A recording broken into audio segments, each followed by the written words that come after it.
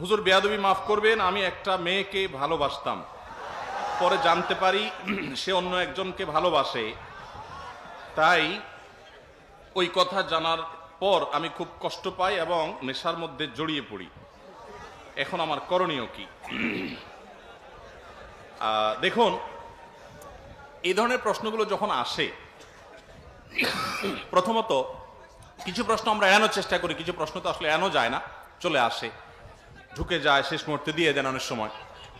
দেখুন, এই প্রশ্নগুলোতে আমাদের হাসির উদ্রেক হতে পারে, কারণ একজন মুসলিম যুবক তার জানা থাকার কথা যে বিবাহ বহির্ভূত সম্পর্ক করা এটা হারাম।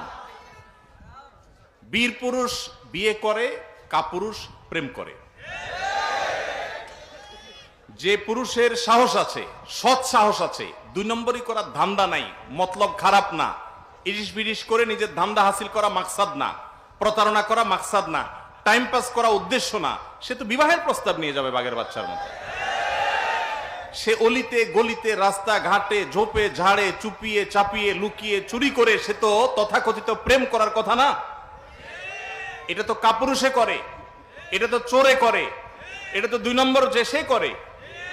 মনে রাখবেন, 1 নম্বর ভালোবাসা, সত্যিকারের ভালোবাসা হয় স্বামী স্ত্রীর মধ্যে। আর বাতি যেগুলো হয়, এগুলো আমি বলি প্রায় সময় বেশিরভাগই ফুচকা চটপটি খাওয়ার ধান্দা, চাইনিজ খাওয়ার ধান্দা, আর ছেলেদের হলো আকাম কুকাম করার ধান্দা।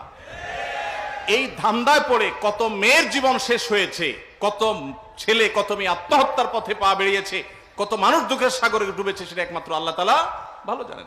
যে ভাই প্রশ্ন লিখেছেন, হয়তো এই বিষয়টা হারাম হওয়ার ব্যাপারে তার চেতনা এতটা পরিষ্কার না, এই জন্য সে প্রথমে বেয়াদবি মাফ চাওয়ার কথা বলেছে। আপনারা হয়তো হাসাহাসি করেছেন। আমার কাছে এই প্রশ্নগুলো সবসময় হাসাহাসির কারণ নয়, অনেকের সিরিয়াস প্রশ্ন। যে ভাই প্রশ্ন করেছেন তাকে বলতে চাই বিনয়ের সাথে, ভাই আমার, প্রথম কথা হলো, বিবাহ বহির্ভূত সম্পর্ক করার মধ্যে কোনো কল্যাণ নিহিত নাই।